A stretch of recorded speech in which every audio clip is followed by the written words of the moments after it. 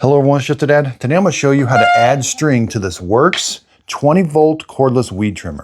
So I'm going to show you if your string is all the way gone or if it's kind of not feeding anymore. Now before we start, I want to show you how the feed system works, and then we're going to add some string to it, because the way this works is the unit has to be running, okay? So you got to press this safety in, hold the trigger, and then while it's running, you're going to press this button. Now the unit stops, but it does feed out about that much of the cable of the cord. And then when you let go, the unit starts spinning again. You don't need to press this a whole bunch. Just every time you press it, about that much comes out, about a 1/4 inch. So here we press. And again, each time I did that, a little bit came out. Now, if that's not working, or if you just don't have any string, now I'm going to show you how to change it. So press these tabs.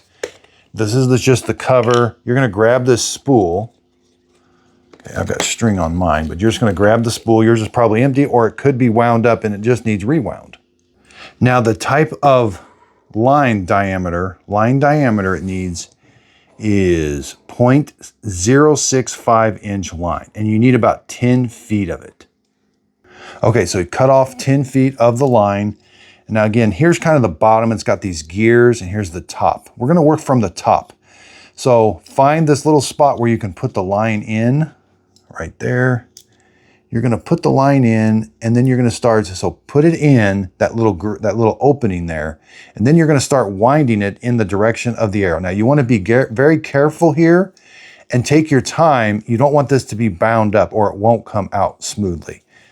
Now just don't go on one side too much.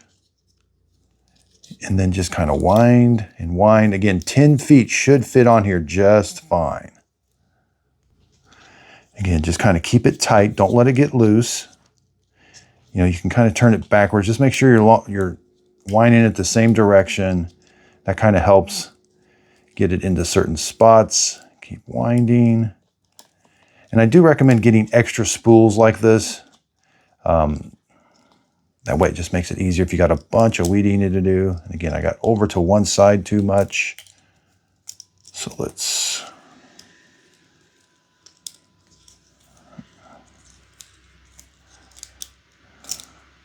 A little tricky to do. It's a very small spool, but take your time.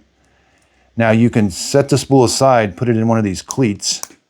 Okay, now it's not going to unwind. Now, you don't have to do that, but that's just going to help right here. There's like a spring. I would kind of blow that out a little bit. Don't put a screwdriver or anything down there, but if there's a bunch of grass clippings, now what you're going to do, we got to put the gears go down. This goes up. So find the closest, put it through this little brass opening. There's just one opening. Kind of feed it through.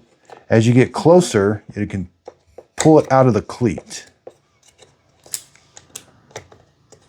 But you don't want it to unwind there.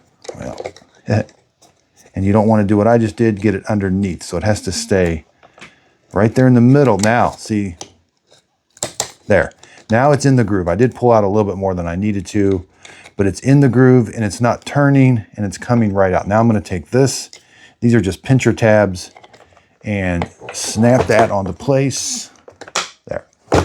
Now, if there's too much hanging out, you're going to want to cut it off. It could kind of bind it up a little bit. There is a cutter right here that's going to do that for you. But again, if there's too much there, it could I have had it kind of bind it up before. Now, again, take your tool now. Now we can press the button.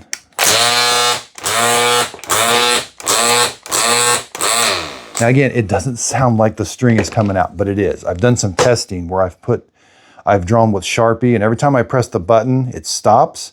Some cord cable comes out and starts up again. So, and about a 1/4 inch does each time. And see there, it cut it off to the proper length, and now you're ready to go. And again, they do sell something that attaches to the handle that keeps an extra spool on there. That way you could just wind 2 spools up at once, and then you're ready to go. So I hope this how to change or add string to this Worx Weed Eater helped. Thanks everybody for watching.